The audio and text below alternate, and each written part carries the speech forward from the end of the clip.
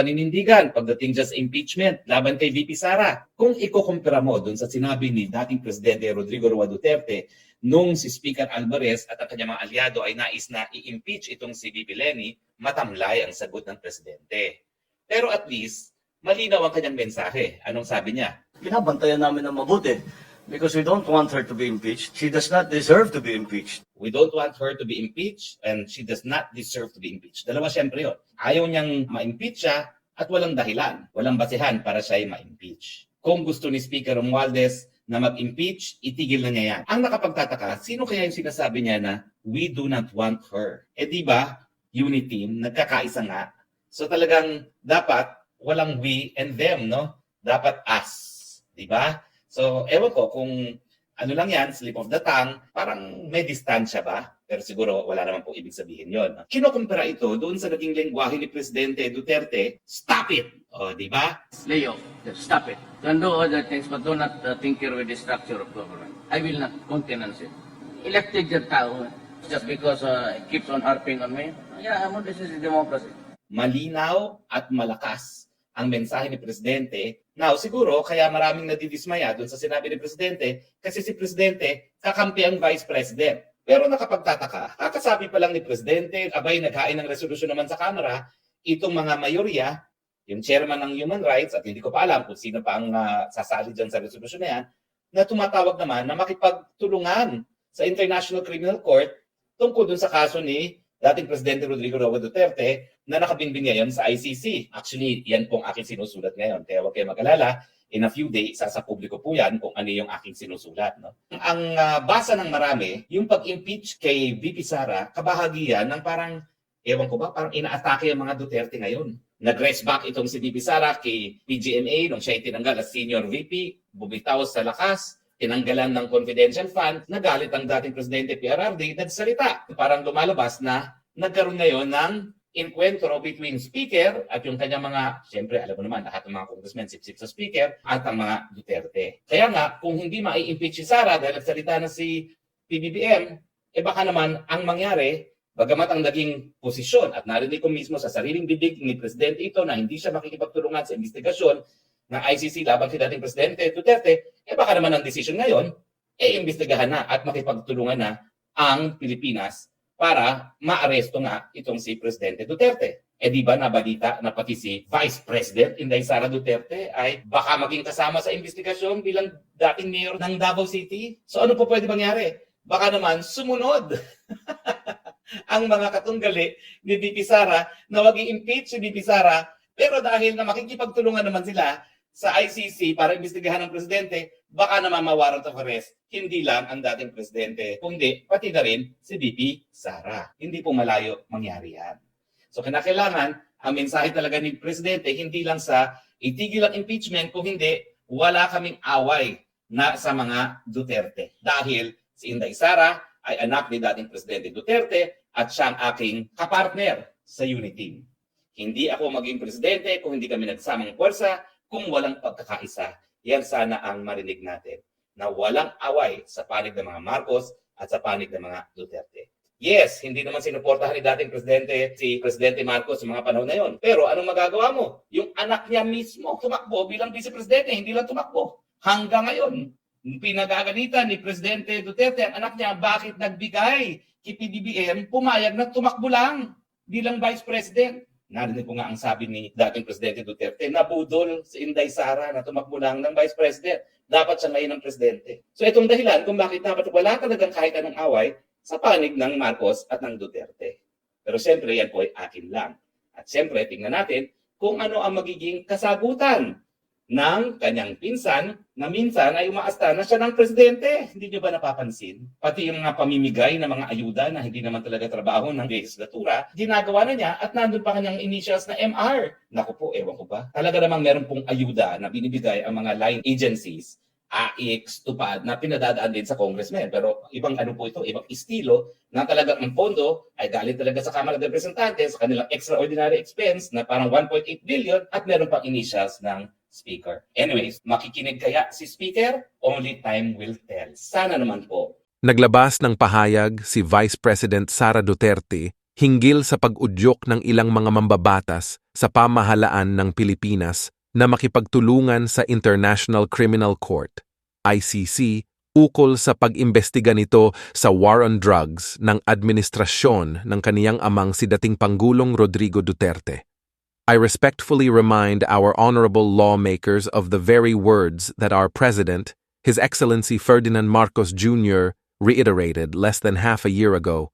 Any probe conducted by the ICC would be an intrusion into our internal matters and a threat to our sovereignty. We are done talking with the ICC. Like what we have been saying from the beginning, we will not cooperate with them in any way, shape, or form. Pahayag ni Duterte.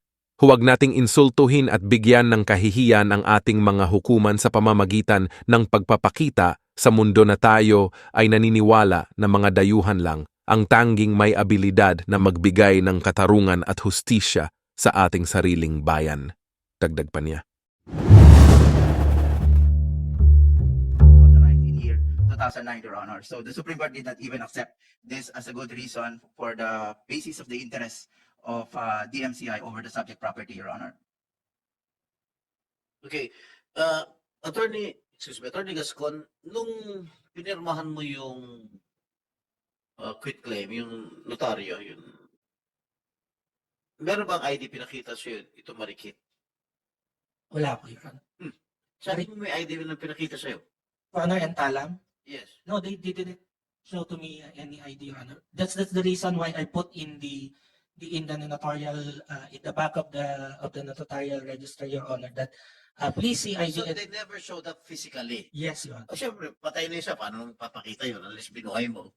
So what, katulad yung tinanong ni Senator Tulfo, why did you still sign that notary na hindi sumipot yung dalawa? You should have deleted it from your, from the list. Your Honor, I have said in good faith, I just based on the notarial rules that a notary public can notarize a document. Kasi may pirma pa yung Marikit sa yung Talam eh. May pirma pa eh. How did you know that these were genuine signatures? They're not the one who signed it, Your Honor. Who's the one who signed it? Your Honor, can I explain? Patay na eh. Yan. During that time, Your Honor, it's way back in 2008. As far as I can remember, the one who signed that is one of their correspondent. And then Did you allow yourself to sign your notary na alam mo na hindi yung taong pumirma, I iba know, pumirma doon during yung that pangalan? time, Your Honor, I really object to that. But since Oh, why did you sign if you objected to it? Why did you sign it if you objected to it right away? Your Honor, I have said that I only what you said, I only allowed that. You did it in good faith. How did you do it in good faith when in fact you knew earlier that that was not the signature of Marikit, and you knew, ikaw lang nagsabi ngayon na iba ang pumirma doon? Yes, Your Honor, because Your Honor, during that time, as I have remembered, together with their counsel, they said that these two persons are not already important to the case. And during that time, they are already in rush of what you call this in settling the case. And then that's why, Your Honor, in good faith, I only acknowledge all those persons who personally appeared to me, Your Honor, and that is Nelia Bernadas, Lilio Rebueno, and all the other co-defendants, Your Honor. You know what? I do not want to berate you any further. No? You just mentioned earlier that these were not the signatures of these two persons. Itong si Marikit, tsaka itong si Talam. Abogado ka, Attorney Gascon. Dapat tinanggal mo na. If these two are irrelevant to the cases, you should have deleted it. Oh, irrelevant na pala yan. Wala, kung pag irrelevant, wala nang bilang. Di ba? Tama?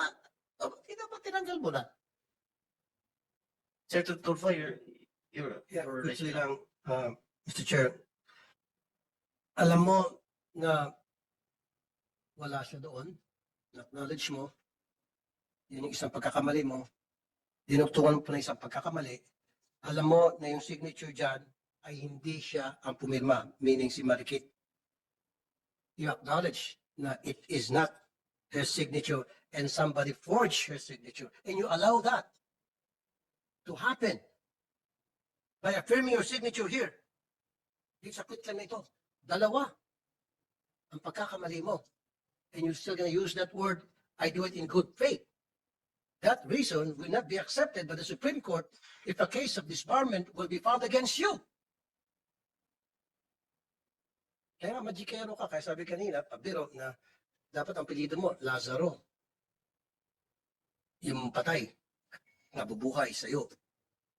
Now you acknowledge na talagang sobrang malaking pagkakamali ginawa mo. And why was that? And anong dahilan? Ba't mo pinayagan mangyari ito? Maybe you have a reason to do it. Wag mo na gamitin yung salitang in good faith. Why did you let it happen? Attorney Gascon, sir. You must have a reason. Maybe yung reason mo hindi namin kayang abutin at ikaw na nakakabot. But try us. Anong reason? Alisin mo yung good faith, ha? Your Honor, during that time, as I have remembered, these workers are already asking the company to be settled. They're asking already to be paid, and they're also asking that should the case be already be settled with the workers, Your Honor. So when the counsel of the counsel of the complainant, Your Honor, I would like to remind Your Honor that DMCI is not a party to the labor case. We were just included in that. Kumbaga, Your Honor, nadamay lang ho yung DMCI because yun nga po as mentioned earlier that during that time it is the one who is the Laksina who has the labor case with the workers. And then I think the case during that time was already dragging for too long with the Laksina. And then the council during that time personally appeared to the management asking that, imploring that they could be paid already. So in good faith, as the management, of course, the management during that time is hesitant to pay because as we have said, these are not the workers of DMCI, Your Honor. But in order to settle everything and to have the peaceful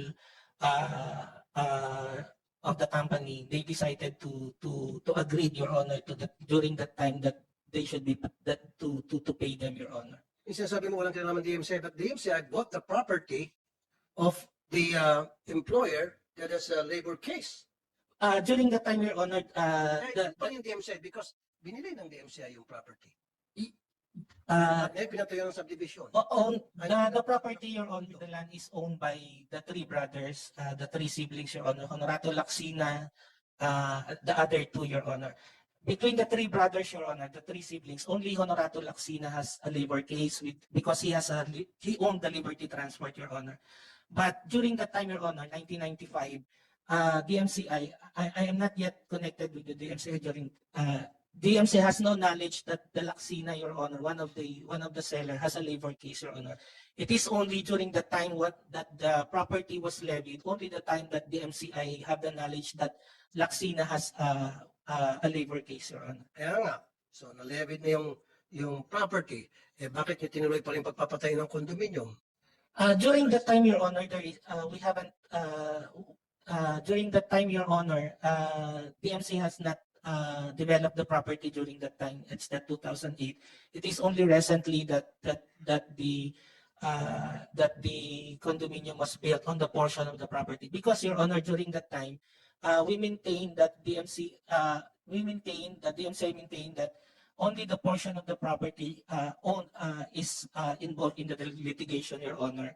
It's a 1.6 hectare, Your Honor, and DMCI maintain that since the three brothers, only the Laksina has a labor case against these workers, so the two other siblings, Your Honor, are free from this case, Your Honor. Okay, I think I need Attorney Reagan Capino, Capuna, sorry. I need to get your reaction to what he said. Thank you,